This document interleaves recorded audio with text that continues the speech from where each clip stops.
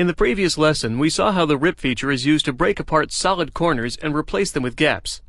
The next step in converting this part into sheet metal is to introduce bends to replace the sharp corners that remain.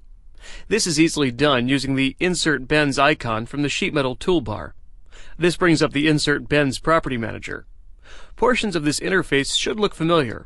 Here at the bottom, you see a section called Rip Parameters. And this is exactly the same as the rip command from the previous lesson. Since the rip and insert bends features are used together quite often, SOLIDWORKS has included the rip feature in the Insert Bends Property Manager. This allows you to accomplish both features at once instead of using the rip feature by itself. Now let's take a look at the rest of these settings. A selection box prompts you to select a fixed face or edge. I'll select the bottom face and specify the default bend radius to be used in place of the sharp corners. I'll use the K-factor bend allowance type, using the default 0.5 ratio. The auto relief section is the same as we've seen in several other sheet metal features. You can have SOLIDWORKS introduce rectangular, tear, and obrown. Once I click OK, SOLIDWORKS notifies me that auto relief cuts were made.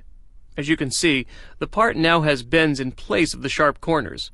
This part is now converted from a regular solid into a sheet metal part that SOLIDWORKS can flatten. Because we took the approach of converting a non-sheet metal part into sheet metal, 3 new features were added to the Feature Manager tree. First is the sheet metal feature, which is the result of using the Insert Bends command.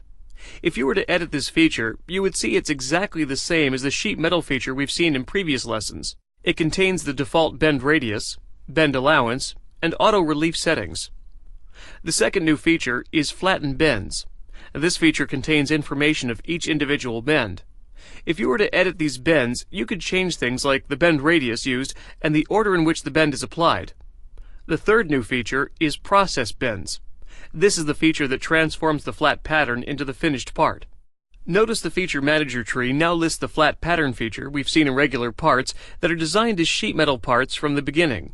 Clicking the Flatten button unsuppresses this feature, and we can see the new flat pattern. There's also a new No Bends icon available on the sheet metal toolbar. When I click on this button, the tree rolls back to just under the sheet metal feature in the feature tree. This represents the part in its sharp corner, or pre-sheet metal state. Now that this part has been converted into a sheet metal part, I can use any of the sheet metal features we've seen in previous lessons. For instance, I can add an edge flange. What I have now is a hybrid sheet metal part. It started as a converted non-sheet metal part, and now I've added a regular sheet metal feature.